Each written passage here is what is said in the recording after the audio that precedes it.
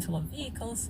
So now we do dynamic pricing for the rental companies and for mobility companies. So, upon first look, the leap from interest in fashion to cars is kind of a wide gap. What was your experience with cars, and did you wait until you had enough information, or there was just an opportunity and you leaped in and figured out as you went along? I had first of all, I was always passionate about cars. So when I was 16, and in Russia you can drive when you were 17, I started learning how to drive to make sure that when I turned 18, I can start driving. At the age of 19, I participated in street racing, which my parents still don't know about. They do now. Interesting. They might come to know now, yeah.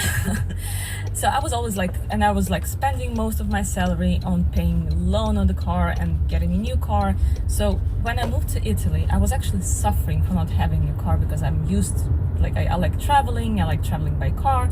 So when car sharing appeared, it literally changed my whole concept of car ownership. I said, I don't want to own a car. I hate doing the gas. I hate going to the repair shop. I like driving and I like the freedom. And it was one of those things when you just we fell in love with the concept, with the business model. I was calling all my friends. I was like, listen, there is this huge, amazing business model that just appeared. I thought it just appeared. And we have to do it. We have to bring it. So I was really so passionate. I have to tell now, if I knew how much difficult it would be, how complex is the business model.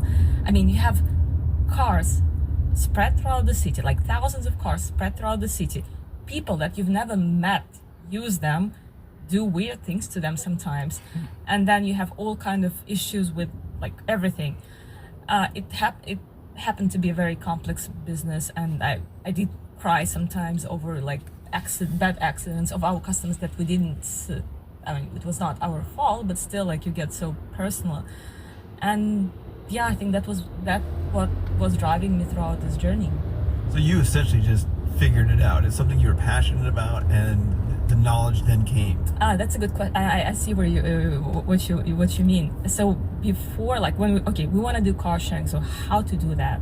So I actually went to 5, 6, maybe 7 cities in Europe, trying all the car sharing services, and picturing all the apps and writing down the customer journey. So none of us was a tech person, none of the three of us. So what we did, we've written a customer journey book, what we want the service to be for the customer. Then we found a CTO who was at the moment 21 years old. We really trusted in him. He's a superstar. And we gave him this book. This is what it should be for the customer. He loved it. He was I have to keep it as a souvenir. I've never seen something like that. However, they kind of used it as what the front end should look like, and they have developed the back end. So let me get this straight. So you immersed yourself in the customer experience, wrote essentially a book on it, and then engineer the product. That is so counterintuitive, but yet that's what we've been talking about for the last 4 weeks. Where are you from, bro? It's not so much having a good idea and then getting it in front of the right people. It's understanding the people and then building the product. And that's actually where I think women, I don't want to sound sexist, are stronger. Empathetic. Because men, they're more about technology, the product, and women more focus on the how the consumer would feel. Is it safe? What are your concerns, etc., etc. So we were really focused on the customer perspective, and also we could have easily taken any solution that was out there, software solution, and just use that. But we tested them all, literally all that were available at the moment. We said they're not good. We don't like that. We want to build something that will be really good. And I really until now strongly believe we don't have forget built me. one of the best solutions. I don't think you're from and that was supported by many other companies. Yeah. And how did you leave the state of that company? US, exit United States. Before I get into that, I wanted to I'm in say Canada, so what Lindsay was talking about divorcing with co-founders. You was I also went be in through Canada, that right? a few years back, and Denmark I is have too to far. say, I got divorced. So how is Denmark? My first husband, and I got this divorce, and I can relate why you say it's as difficult and as painful as divorcing your life partner. And we did use lawyers to do that, because like you don't know what are the legal consequences and everything. However, we left our co-founder with the share in the company, because she has committed and brought a lot to the firm. But I did learn a lot from that, and now like what you were saying, the advice that you were saying, I used it in this company. I said, like, we're all 4-year vesting to make sure that if somebody leaves, if I decide to leave, I don't get all my shares, because I didn't commit fully enough to make the company successful. So for that for the other company in Russia, it's I still On what age you are own a planning to share get there, married? because it's not easy to sell Phoenix something Media, in hi Russia, bro, how are you? There is a team who's managing I don't know, bro. it, and I don't know. they've been there for like I'll wait till I find 5 my to 10 perfect years. match. So what I'm hearing is My soulmate. oftentimes the exit if is I'm not just as finding- difficult as the If I don't startup. find Oh, yeah. my Yeah. soulmate, Oh, yeah. Lindsay, you're shaking what's your the head point in getting as well. You married? wanna- Right. Yeah, I will say So I'll our wait as firm, long as I because can we represent early stage companies, this happens quite a to bit, get and it really to happens meet my in soulmate. tough economic times. You know how they say divorce, it could be cheating or it could be money. That's the top two reasons.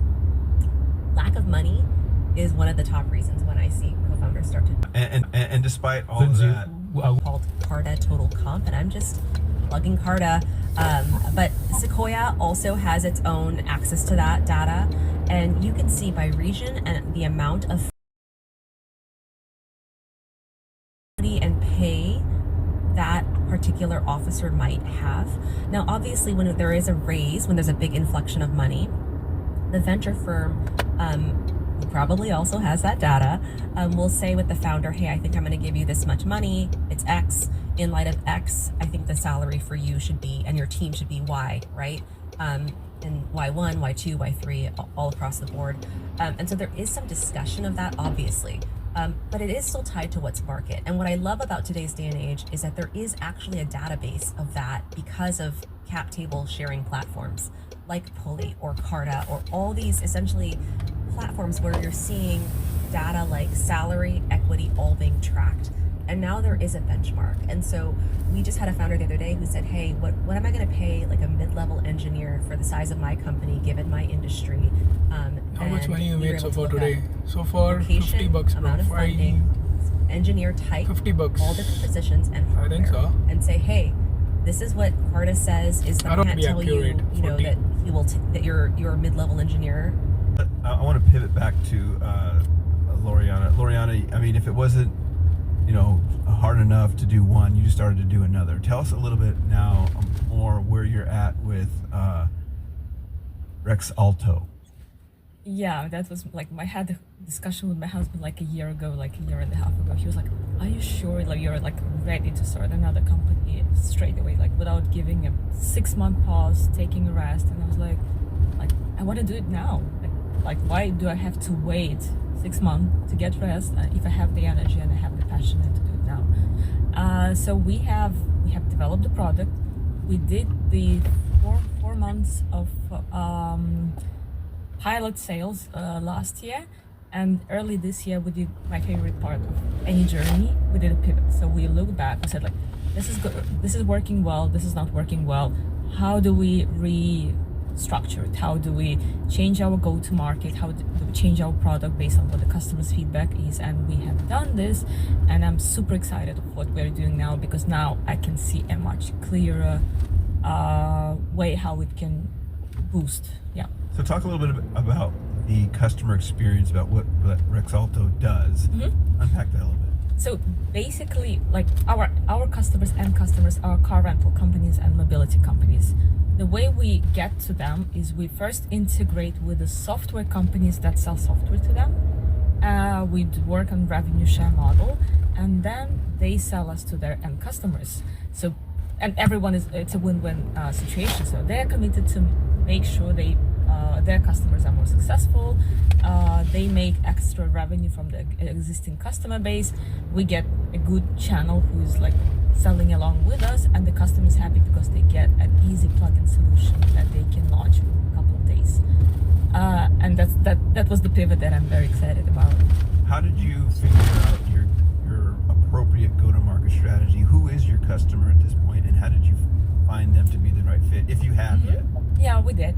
We did talk to all kind of customers, from companies that have 10 cars, literally 10 cars, to Avis Budget Group and Get Around and Turo. So we also from different sectors of mobility. We did a few trial sales. We saw how long is the sales process, where it actually blocks or stops. So we did a lot of real-time experimenting, and that's how we realized what bothers them and how we can improve our sales. So I got a question, and Lindsay, you can chime in with this. Again, when it comes to women founders or women in leadership, here you are immigrating just a few years back from another country. Access. How did you get access to the decision makers that allowed you to get these tests, allows you to get customers? And then Lindsay, when she finishes, I want you to chime in. Like, how can women get more access to these decision makers? I mean, first you have to be active. There are a lot of opportunities. Yeah, you go pitching. Plus, I come from mobility. I've been in the space for 10 years, or like now 10 years. So I had a lot of contacts throughout the world. I was talking at different conferences. I know most of the mobility companies, like their founders or CEOs, a lot of OEMs, etc. So I did reach out to them, and they introduced me and reintroduced me. So that was a word of mouth, and I continue to participate. So you have to pitch yourself, really. You have to get pitch out. a lot. Yeah, you get out there and you communicate. I do a lot. Little plug Yeah. for a communication coach right there. So, Lindsay, you're a great communicator. Same question. How do those who are just getting into the game get access? So number one thing that I love about these female-founded venture funds is a lot of them have eliminated the barrier problem from introductions by just having an open, like you can go to their website and apply and send your pitch deck to pitch for them. I really like that. I think that takes away the Nepo baby situation that we do have. In Okay, second time you said Nepo baby. What is that for our viewers It's, and myself? And me. It's the guy who went to GSB because his daddy went to GSB and his grandpa went to GSB, and his daddy works in private equity but his brother works in venture, and he suddenly the starts legacy a startup member. Yeah. right out of GSB, but has no real ability to code or anything, just has an idea and is kind of a bro, and it works out really well because he already has all the connections at all the venture firms and private equity firms and even iBanking, having gone to Stanford and GSB and having relatives in the industry. So I think that women venture firms have been really good about recognizing that not everyone has